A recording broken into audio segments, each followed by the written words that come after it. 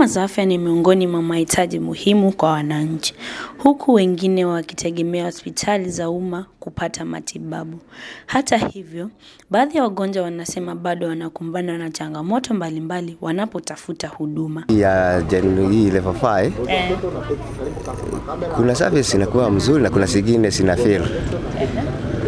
Kama kununua dawa nje, ile unapewa tu ni kama Panadol tu.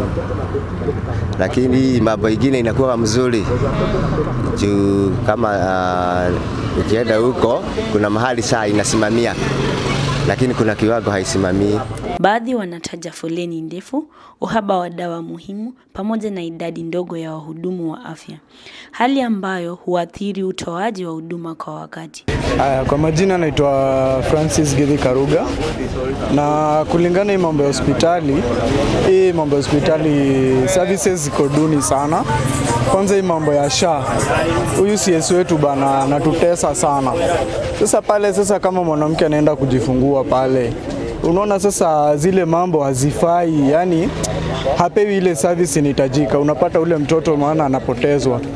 Kwa mfano mimi niko na mtoto sasa yako 8 months.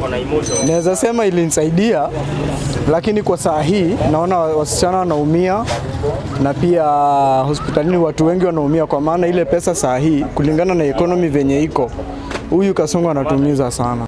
Wengine hata hivyo wanasema wamepata huduma nzuri na wanadhihirishwa na jinsi wanavyohudumiwa.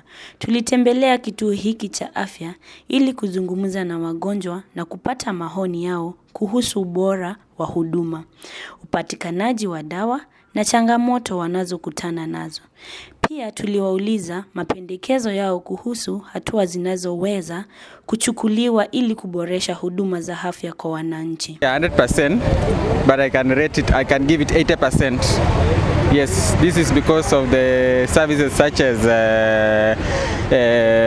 services which are being catered for in the kwa maneno na SHA. At least naona SHA, when there is medicine kwa our facilities and patients come and then they want our services in the hospital, naona sometimes SHA inasaidia, ina cover part of the bills which are being catered hapo kwa SHA. So naona the services are okay. The only challenge yenye inapatikana kwa sasa ni maybe personnel. Hatuna personnel wengi. For example, utapata kama the field of neurosurgeons, utapata neurosurgeons ni wachache sana, and the people which need their services ni wachache. So in that critical care, utapata that the patients wenye wanahitaji those services wanakuwa stressed because they have to book for clinics, for dates, and they have to book to see a specialty doctor which is trained in that field. So mi naona kwa hizi zingine at least we are trying, but in terms of specialty kama neurosurgeons, I think hapo the government inafaa iangalie sana vizuri hiyo maslahi, kwa sababu watu wengi sana wako na issues to deal with the brain issues, to deal with tumors, na unapata they don't get those services and they end up being at risk of losing their lives, and also being at risk of that financial bulge, because watu wanajitoa sana, wanauza vitu zao, mashamba nini, because kuona specialty kwa neurosurgeon ni pesa mingi sana. The list is 300,000. You see, in such an economy ya saa hii, unaona mambo watu wanakuwa stress sana in such a situation.